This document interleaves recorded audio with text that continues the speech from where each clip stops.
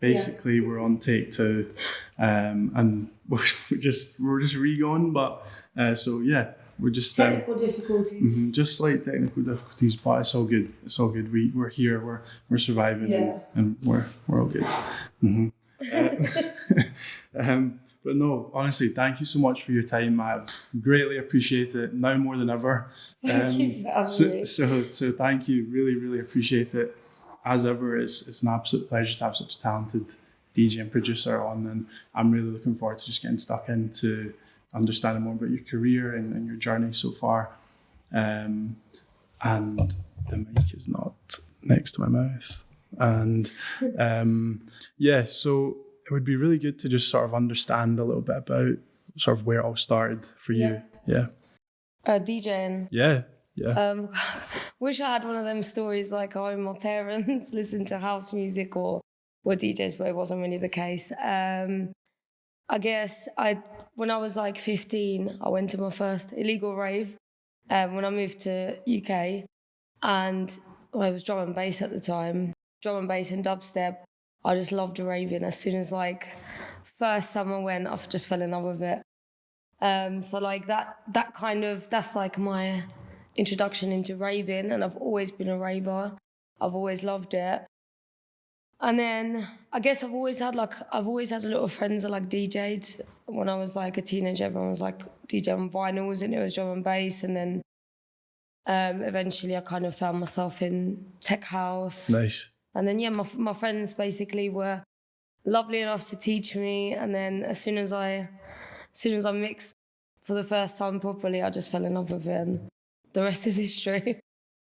That's awesome. So would you say it's been about 4 years then since you've 3 years, I think. 3 years, yeah.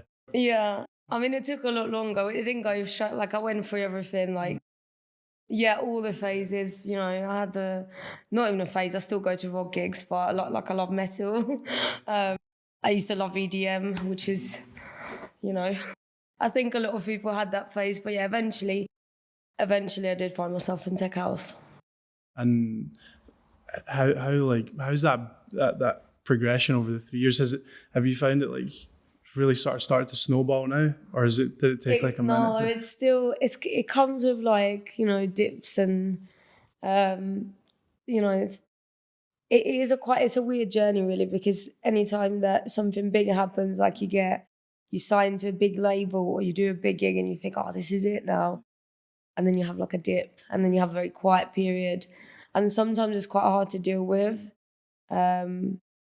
But I guess over time you learn to try to not put too much stock on like a specific event or release or any situation. And not think that this is going to like now make your career. Like, how they say overnight success is 10 years of working, basically. I don't think there's that many like... actual instances of overnight success where you just one day, overnight, like you make one track and that is it. It can happen. Yeah. But I feel like it would have to be you'd have to make something that would have to blow up on such a big scale for your career to actually fully take off of just one track.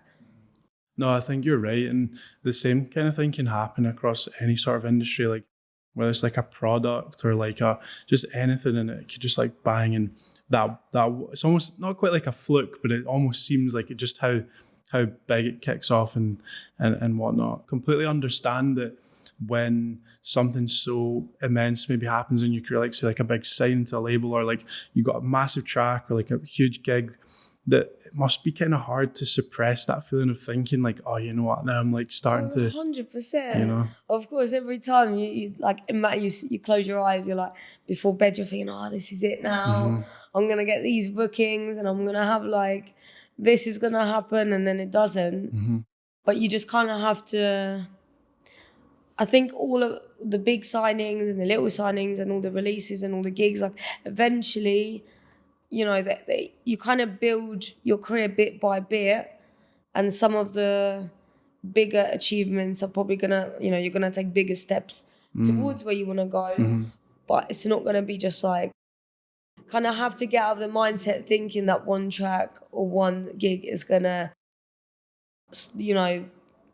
shoot off your career. Yeah. Because I don't think it is. Yeah, no, I can imagine. And I suppose the sort of issue as well is that when your career is so heavily dependent on almost as if like the perception of other people and how they respond to what you do, that makes it even more difficult because it's obviously what you put in, but there's also that element of like being sort of reliant on the public in that sort of way. Thing is, there's like so many factors now to being successful, and there's so many things that come into it, like obviously the music, but then you've got the social media, you have to be on it, and sometimes it's it's long, but like it is part of the job. Like if it's not on social media, like how are you gonna get out to people? Yeah. Social media, there's networking, there's like there's so many things that you have to think about. But there's just so many factors that come in, the timing of things, the different trends. Like maybe you start making a certain type of music and then suddenly no one wants to hear that. Like there's a new trend. Yeah. There's so many factors that are out of your control, and I guess all you can do is just like, do your best and work to your best ability, and not, I guess, not get your not I wouldn't say not get your hopes up, because I'm a massive believer in manifesting things. Yeah, same. I'm a big believer in like, believing in yourself and thinking positively and really having the vision in your head. Yeah. But at the same time, just being realistic, but not get like too disheartened. Because I've had times when like I've had like really quiet periods, and they usually come after I've had really good release or after I played somewhere big. And then it gets you down a bit because you think, oh, it should be the other way around, instead of like now suddenly nothing's happening. Yeah. But it's just like I feel like that's just part of the progress really works. Yeah, no, there's a lot of interesting things that you mentioned there, and especially sort of like the opposite of the highs and lows. It's almost like you've been so high and now you're at this point, and it's like just this almost shock to the system. And I think that's kind of interesting. And just kind of what you mentioned just further back a little bit about like the vision and things. Have you ever like tried a vision board? Like, have you ever made a vision board? Yeah, of course. I do the whole full moon rituals and the whole lot. Like when there's a full moon, I'll write down like what I want to let go of, what things I want. Like I always like watch a lot of videos about like spirituality and manifestation. I believe like the most important thing when it comes to manifesting is gratitude. Like I'm always trying to, like, even if I'm having the worst day of my life, I just try to say thank you for something that day to the universe. Yeah.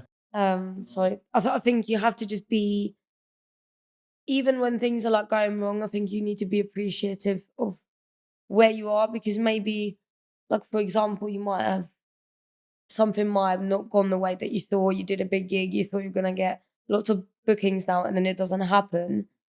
Instead of, it's hard, obviously you're going to get down, you're going to sit around, you're going to think, fuck's sake, what am I doing wrong?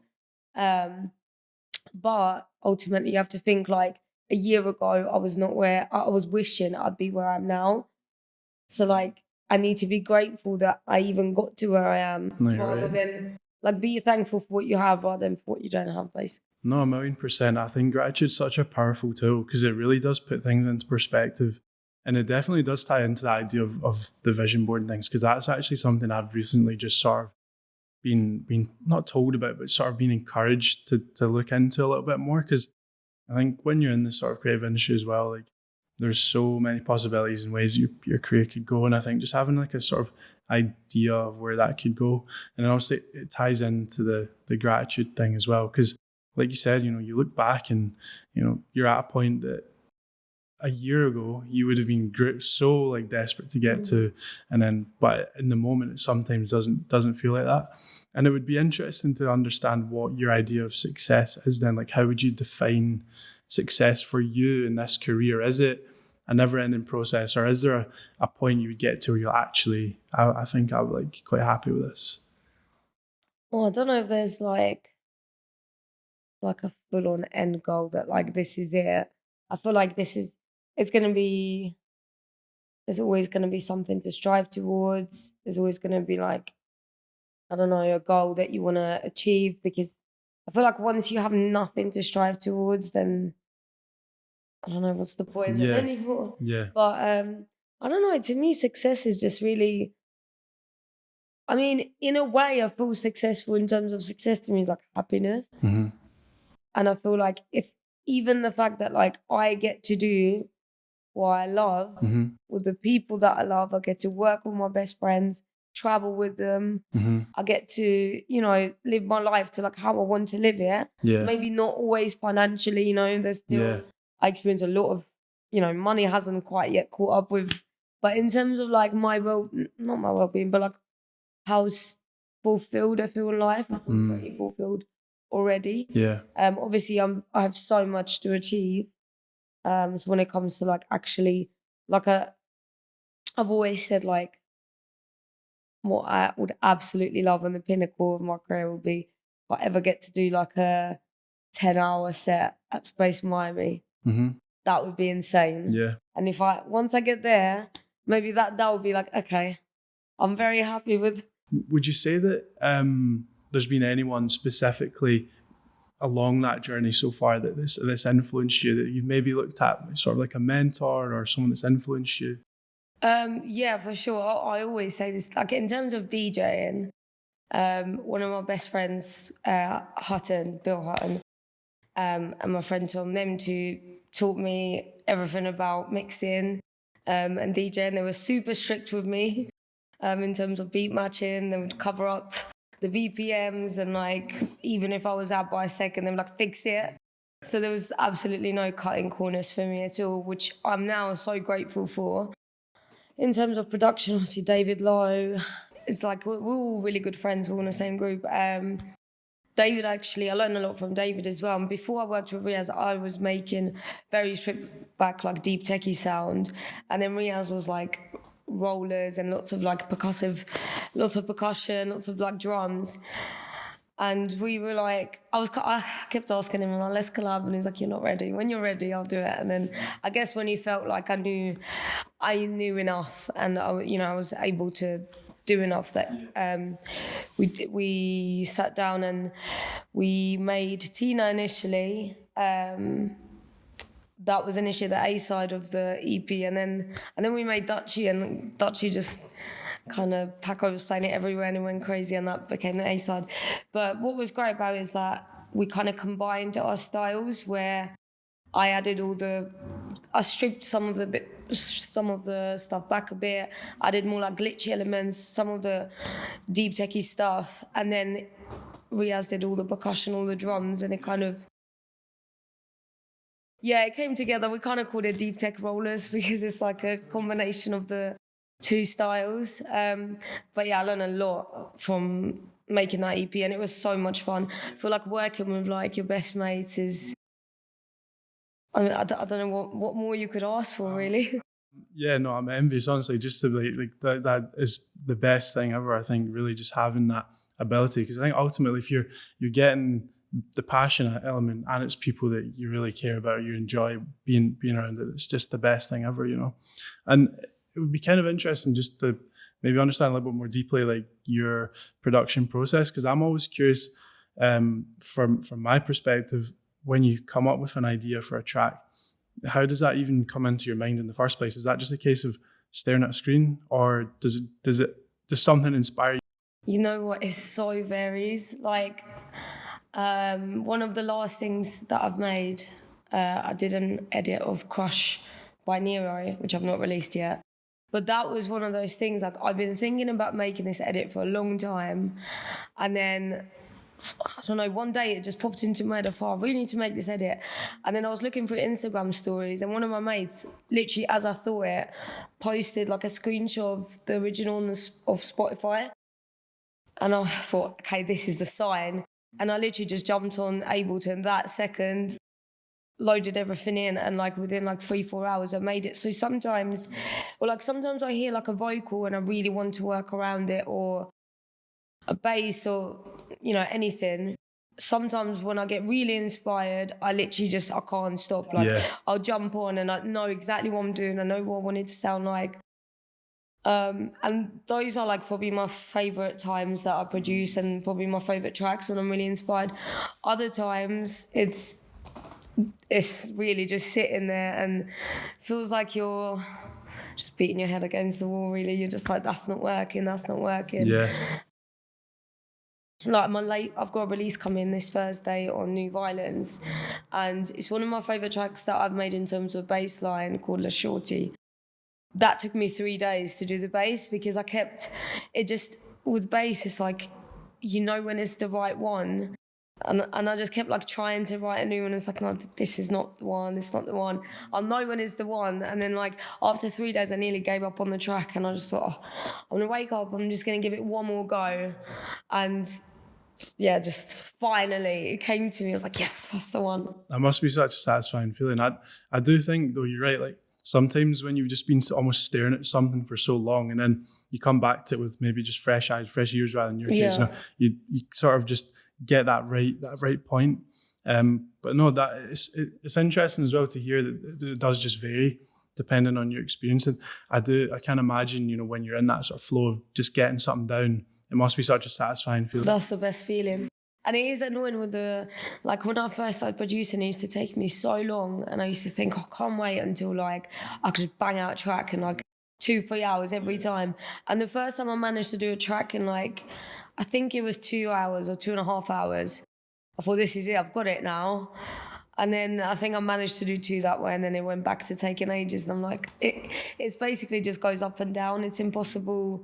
I don't think there's any, maybe there are, but can't imagine there's any producers out there that can consistently every single time make a track within 2-3 hours or an hour or whatever and make a banger.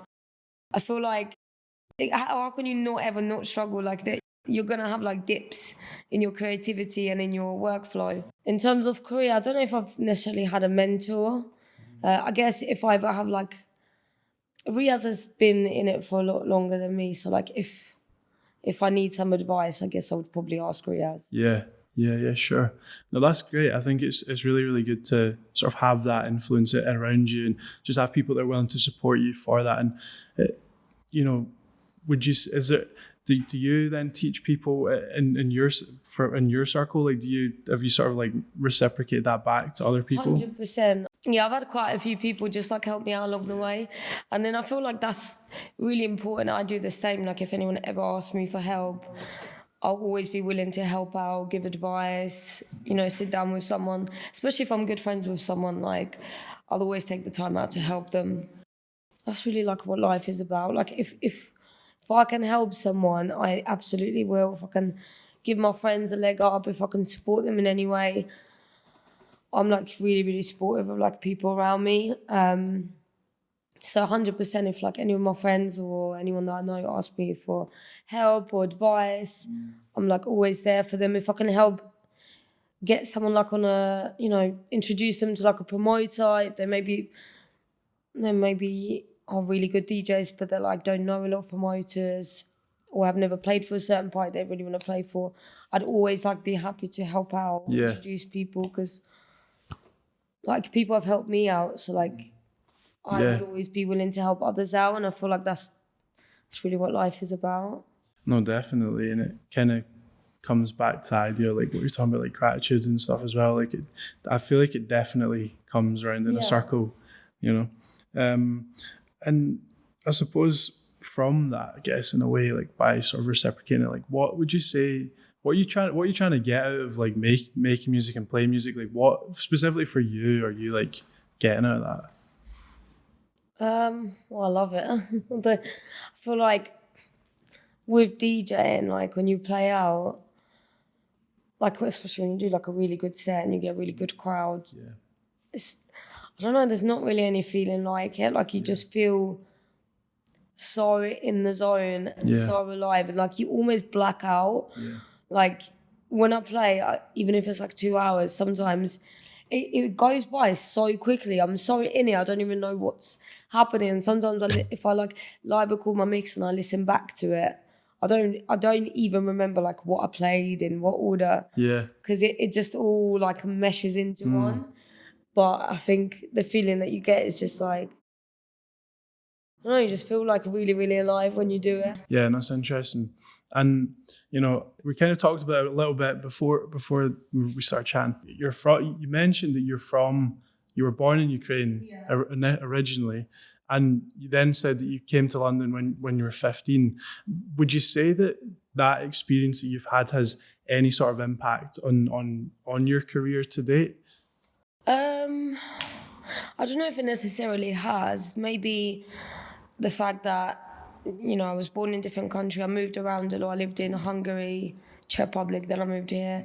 I had to I guess one thing that helped me with moving around so much is that I went to so many different schools. I constantly had to make new friends. I always had to adapt to new environments. So one, it helps me in terms of meeting new people, and it's given me confidence to make friends everywhere. I'm quite comfortable fitting into a lot of different environments. I guess it's helpful as well when I travel, speaking a few languages, and don't mind that lifestyle, enjoy it actually. And I guess, I don't know, coming from Ukraine, I guess it maybe gave me some sort of work ethic, because I didn't have a lot to fall back on when I started out. So yeah, no, that's really interesting. It's been really good to hear the influences in your career up until this point. And you've mentioned David Lowe, you've mentioned Riaz, you obviously just touched on that experience there as well. So have you got any highlights of your career through up until this point? Is there anything that sort of sticks out? yeah, for sure. So I played for Paco Asuna's Now Here party in Thailand. Nice. That was insane. What was it like in Thailand? Just performing, was that? Oh, amazing. Yeah. It is so much fun. I feel like the tech house scene is still very new to Southeast Asia in general, because it was very EDM heavy up until now. But it's starting to kind of come over there. Sure. So no, it's so much fun to play there. The crowd is just loving it, and they just jump around. Yeah. Even though I guess that it's a bit different, because when you play in UK or in Spain or somewhere like that, I guess the crowd knows more about the music, whereas maybe in Thailand you get a lot of people that for the first time are hearing tech house. But that in itself is fun as well, because then you're showing people a new genre of music. Definitely. But yeah, that was an amazing experience. And I did my first, so I did the set in the main room, warm up. And then there's another room where I played, and I got to hand over to Paco, and that was just nuts. That's awesome. To hand over to, in my opinion, the best DJ in tech house is just crazy. Yeah, no, that's awesome. I really, really like that. And I suppose it's been really good to understand sort of who your influences have been, and sort of what you're getting out of it, and what your sort of ideas of success are. It's been really, really interesting to understand that. Would you say that there's been, as a female DJ in 2024, has there been any barriers to you in your career so far, would you say? I don't feel like there's barriers. This is a discussion I have all the time with my male DJ friends. It maybe sometimes to guys it seems that sometimes girls even have it easier when it comes to bookings. But I've had so many instances where, as a girl, if I'm at an afters or I'm out somewhere and I say to a guy, I'm a DJ. Half the time, not in UK maybe, but in Italy and Spain, they'll go, yeah. And until I jump on those decks and I actually mix, or until I get up some tracks I've made, it's going to be they're going to be skeptical about whether I'm a DJ or brush it off. So I actually have to prove that I am, that I do what I do. As a guy, I don't think I've never seen a guy get dismissed by saying he's a DJ or a producer. People would automatically believe a guy. Whereas with a girl, or you'll get questioned oh, do you guys will be oh, do you know how to use that? Or not so much now anymore, I guess. Still sometimes happens, but definitely at the beginning. Or prime example, was playing Ministry the other day. I don't know who the guy was, but this guy came up to me and he was like, you know what, I didn't think you was going to be good, but you're actually good. And he said it to me about 10 times, like, oh, do you want to tell me again? Like, you know, comments like that is, I don't care like that they say, but like, it is rarely that a guy is going to get those comments. But it is just one of those annoying things because I've never noticed that happen to a guy before. Yeah. No, it's a really interesting perspective to hear, and obviously I can completely imagine that it would be so frustrating. And I suppose then just like sort of like looking forward, then I feel like we really got a bit being able to like dig into sort of like your past and your influences and things. What have you got coming up? I've got quite a few releases coming up. I've got this Thursday a release on New Violence coming out. And an EP coming on Apparenza next month, which should be good. A few others. In terms of gigs, I haven't got anything like big coming up soon that's been booked yet, but hopefully something will come up. But yeah, just back to the studio now, back to refocus, because in the summer it's always like a bit harder to, you know, traveling. There's more gigs in the summer, you travel about more and there's less time to produce. So next few months definitely need to sit down and get more music out. Really just get stuck in.